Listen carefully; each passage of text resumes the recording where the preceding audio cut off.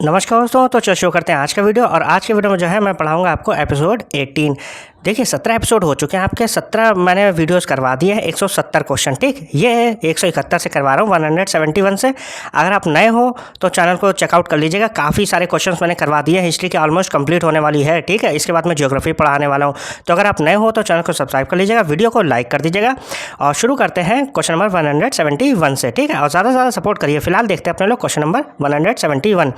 Under the Mauryan administrative framework, the specialized central department, official known as पौतवाध्यक्ष, ठीक, was responsible for controlling which of the following sectors। तो वो ये कह रहे हैं कि मौर्य प्रशासनिक ढांचे के तहत पौतवाध्यक्ष के रूप में जाना जाने वाला विशेष केंद्रीय विभाग, ठीक है, क्या था ये केंद्रीय विभाग था, का अधिकारी निम्नलिखित में से किस क्षेत्र को नियंत्रित करने के लिए जिम्मेदार था। तो वो ये पूछ रहे कि वो किस क्षेत्र को जो है पौतवाध्यक्ष जो था वो नियंत्रित करने के लिए जिम्मेदार था।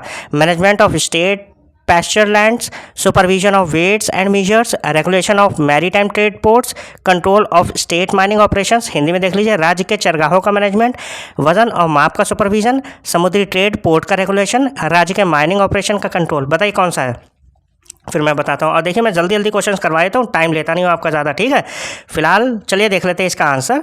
और इसका आंसर है option B, supervision of weights and measures, वजन और माप की निगरानी।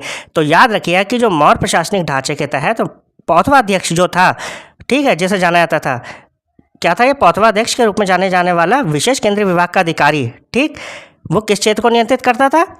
Option B, supervision of weights and measures, ठीक है, वजन और माप का सुपरविजन। ठीक, फिर देखते हैं अपने लोग question number 172। The highly celebrated Gautamiputra Satakarni who described himself as the unique Brahmana, एका Brahmana and the destroyer of Shaka pride belong to which ancient religion dynasty.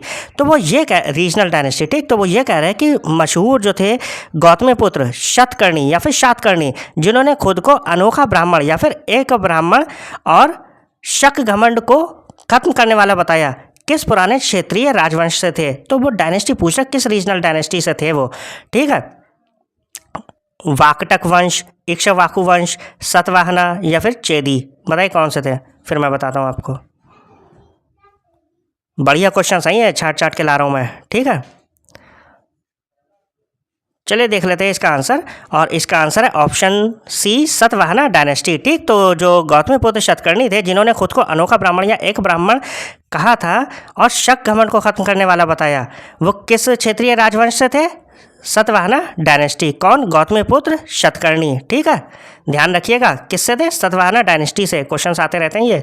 फिर देखते हैं नेक्स्ट क्वेश्चन।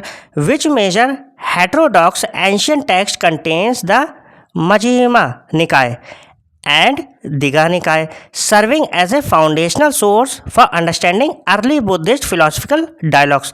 तो कौन सा बड़ा अलग सोच वाला पुराना टेक्स्ट है, ठीक है, एक ओल्डेस्ट टेक्स्ट है, ओल्ड टेक्स्ट है, जिसमें मध्यम निकाय और दीघ निकाय, कौन कौन से, मध्यम निकाय और दीघ निकाय, जो शुरुआती बौद्ध फिलोसफिकल डायलॉग को समझने के लिए एक बुनियादी सोर्स के तौर पर काम करते हैं। ठीक है, बताइए कौन सा, विनय पिटक, अंडर वॉलेट, अभिधम्म पिटक या फिर मिलिंद पन्ना। बताइए कौन सा,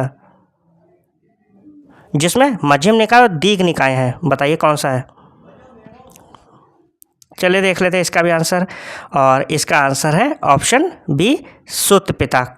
ठीक है, तो उस टेक्स्ट का नाम क्या है, सुत पिटक का, जिसमें मध्यम निकाय और दीघ निकाय है। ध्यान रखिएगा, अगर पूछा जाए कि मध्यम निकाय और दीघ निकाय किसमें, तो आप क्या कहोगे, सुत पिटक में। ठीक, फिर देखते हैं अपने लोग next question. The distinctive architectural feature known as the true arch, arched vaulting with a central keystone, made its first complete structural debut in India in the tomb of which Delhi sultan. तो वो ये कह रहे हैं कि true arc, हालांकि ये मैंने क्वेश्चन करवाया है, ठीक है, तो ट्रू आर्क सेंट्रल की स्टोन के साथ आर्क वाला वॉल्टिंग के नाम से मशहूर खास आर्किटेक्चरल फीचर ने भारत में पहली बार पूरी तरह से किस दिल्ली सुल्तान के मकबरे में अपनी शुरुआत की। ठीक, शमसुद्दीन इल्तुतमिश, गयासुद्दीन बलबन या फिर अलाउद्दीन खिलजी या फिर गयासुद्दीन तुगलक। बताइए।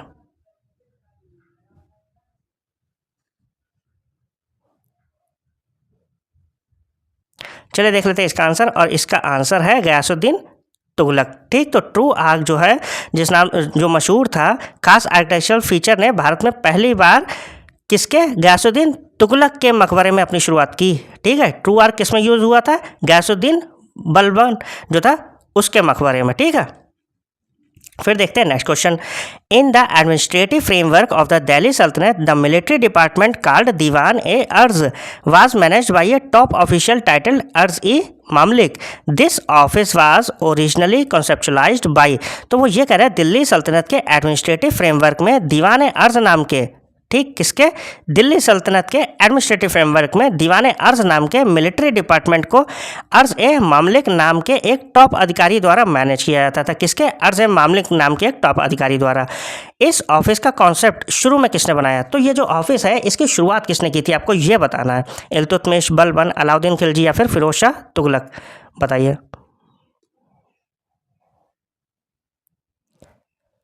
चलिए देख लेते हैं इसका आंसर, और इसका आंसर है ऑप्शन बी, बलबन। ठीक है, तो दिल्ली सल्तनत के एडमिनिस्ट्रेटिव फ्रेमवर्क में दीवान अर्ज नाम के मिलिट्री डिपार्टमेंट को अर्ज मामलिक नाम के एक टॉप अधिकारी द्वारा मैनेज किया जाता था। ठीक है, और ये जो ऑफिस है इसका कॉन्सेप्ट जो है वो किसने शुरू में बनवाया था? बलबन ने। ठीक है,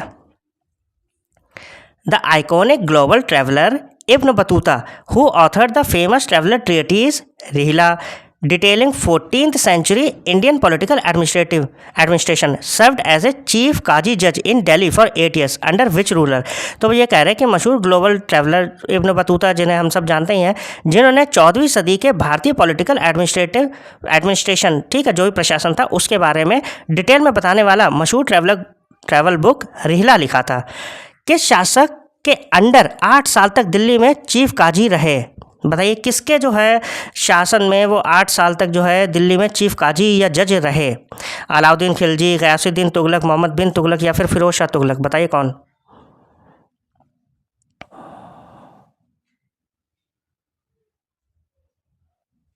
चलिए देख लेते हैं, आंसर है ऑप्शन सी, मोहम्मद बिन तुगलक। ठीक है, तो मोहम्मद बिन तुगलक के शासन में ये 8 साल तक काजी रहे हैं। ध्यान रखिएगा, किसके? मोहम्मद बिन तुगलक के, और इन्होंने रिहला बुक लिखी है। ठीक, और 14वीं शताब्दी में थे ये। देखिए ये लिखा भी, अराइविंग फ्रॉम मोरक्को। अगर ये पूछा जाए ना कि जो ये थे इब्न बतूता, ये कहाँ से थे, तो आप क्या कहोगे? मोरक्को से। ठीक है, 14वीं शताब्दी में आए थे ये। फिर देखते हैं next question. The historic treaty of Srirangapatnam 1792 which forced Tipu Sultan to cede nearly half of the Mysorean territories to a combined British Maratha Nizam alliance concluded which war? तो वो ये कह रहे हैं ऐतिहासिक श्रीरंगपट्टनम की संधि 1792 जिसने टीपू सुल्तान को अपने मैसूर के लगभग आधे इलाके ब्रिटिश मराठा निज़ाम गठबंधन को देने के लिए मजबूर किया, किस युद्ध का अंत हुआ? तो मतलब कि जो है ये जो श्रीरंगपट्टनम की संधि है ये किस युद्ध में हुई थी? ठीक है, किस युद्ध के अंत के साथ हुई थी? तो वो ये पूछ रहे कौन सा था। देखिए ये तो ध्यान रखिए कि दूसरे में तो उन्होंने शस्त्र उठाए थे जब उनके पिताजी मारे गए थे, तो पहला और दूसरा तो नहीं होने वाला है। ठीक, ऑप्शन में तो ध्यान रखिएगा कि जो ये हुआ है वो थर्ड एंग्लो मैसूर वार में हुआ, जो 1790 से 92 के बीच में। ये देखिए ऑप्शन बी। ठीक, तो ध्यान रखिएगा कि जिसमें इनका आधे से ज़्यादा क्षेत्र चला गया था और इनके दोनों बच्चे भी ले लिए थे। ठीक है, दोनों बच्चे भी चले गए थे। तो ध्यान रखिएगा कि श्रीरंगपट्टनम की संधि का वो ये 1792 में, और ये जो हुई है ये किस में हुई है? थर्ड एंग्लो मैसूर वार में हुई है। ध्यान रखिएगा। ठीक है, दूसरे में इनके पिताजी मारे गए थे, हैदर अली, तब वहाँ से ये युद्ध कर रहे थे। फिर देखते हैं नेक्स्ट क्वेश्चन। नेक्स्ट हमारे पास, who among the following socio religious reformers establish the Sanskrit college at Calcutta in 1824 and later compiled the seminal text Tattvabodhini Patrika? इनमें से किस सामाजिक धार्मिक सुधारक ने 1824 में कलकत्ता में संस्कृत कॉलेज की स्थापना की? ठीक है, कौन था जिसने 1824 में संस्कृत कॉलेज की स्थापना की कलकत्ता में, और बाद में मौलिक ग्रंथ तत्वबोधिनी पत्रिका भी संकलित की? देवेंद्रनाथ टैगोर, ईश्वर चंद्र विद्यासागर, केशव चंद्र सेन या फिर राजा राममोहन राय? बताइए कौन है? चलिए देख लेते हैं इसका भी आंसर, और इसका आंसर है देवेंद्रनाथ टैगोर, ऑप्शन ए। ठीक, तो कह सकते हो कि महर्षि देवेंद्रनाथ टैगोर फाउंडेड द तत्वबोधिनी सभा इन 1839। तो अगर पूछा जाए ना कि ये जो तत्वबोधिनी है ये सभा ये 1839 में फॉर्म की गई थी। ठीक, तो ध्यान रखिएगा। और इन्होंने जो है कह सकते हो कि संस्कृत कॉलेज की स्थापना भी की थी 1824 में कलकत्ता में। ठीक, ध्यान रखिएगा। फिर देखते हैं next 179 the famous Chauri Chaura incident which occurred in February 1922 and led Mahatma Gandhi to immediately suspend the nation wide non cooperation movement took place in which modern district of Uttar Pradesh. तो वो ये कह रहे हैं कि प्रसिद्ध चौरी चौरा कांड जो फरवरी 1922 में हुआ, ठीक। तो चौरी चौरा कांड कब हुआ है? फरवरी 1922 में हुआ, और जिसके कारण महात्मा गांधी को देशव्यापी असहयोग आंदोलन को तुरंत स्थगित करना पड़ा था।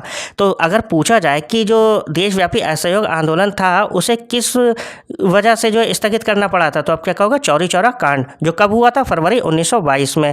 उत्तर प्रदेश के किस आधुनिक जिले में हुआ था? आग लगा दी गई थी, ठीक है, आग लगा दी थी जेल में। तो बताइए इसमें क्या होगा, मतलब कि ये जो हुआ है चौरी चौरा कांड वो किस जिले में हुआ है? वाराणसी, गोरखपुर, प्रयागराज, मेरठ, बताइए। गांधी जी थोड़े से ज़्यादा अहिंसावादी थे, ठीक है। चलिए देख लेते हैं इसका आंसर, और इसका आंसर है गोरखपुर, ठीक है। देख लीजिए, during a protest march at Chauri Chaura in Gorakhpur district a clash broke out and angry crowd set fire to a local police station, ठीक है। तो जिसमें 22 पुलिस ऑफिसर्स भी मार दिए गए थे। इसी वजह से जो है चौरी चौरा कांड जो हुआ था गोरखपुर में, उस वजह से असहयोग आंदोलन जो है गांधी जी ने वापस ले लिया था। फिर देखते हैं next, by virtue of which British legislative reform was the system of diarchy dual government first introduced at the provincial level across British India। तो वो ये कह रहे हैं कि किस ब्रिटिश लेजिस्लेटिव रिफॉर्म के तहत डायरकी ड्यूअल गवर्नमेंट का सिस्टम पहली बार ब्रिटिश इंडिया में प्रोविंशियल लेवल पर शुरू किया गया था, ठीक है। कौन से ब्रिटिश लेजिस्लेटिव रिफॉर्म के तहत, ठीक है, वो बताना है आपको। Indian council act 1909, government of India act 1919, government of India act 1935, Indian independence act 1947। बताइए कौन सा था? Indian councils act 1909, government of India act 1919, government of India act 1935 या इंडियन इंडिपेंडेंस एक्ट 1947? बताइए कौन सा है। चलिए देख लेते हैं इसका आंसर, और इसका आंसर है गवर्नमेंट ऑफ इंडिया एक्ट 1919, ठीक है। इसे हम मॉन्टेगो चेम्सफोर्ड रिफॉर्म भी कहते हैं, ठीक है। तो ध्यान रखिए कि गवर्नमेंट ऑफ इंडिया एक्ट 1919 के तहत जो है पहली बार डायरकी या डुअल गवर्नमेंट जो है पहली बार इंट्रोड्यूस करी गई थी प्रोविंशियल लेवल पे, ठीक है, ब्रिटिश इंडिया में। कब? कौन सा वाला? गवर्नमेंट ऑफ इंडिया एक्ट 1919 या फिर मॉन्टेगो चेम्सफोर्ड रिफॉर्म के तहत, ठीक है। आई होप आप लोग को मज़ा आया होगा। ज़्यादा से ज़्यादा आप लोग सब्सक्राइब करिए। मिलते हैं नेक्स्ट वीडियो में। Thank you.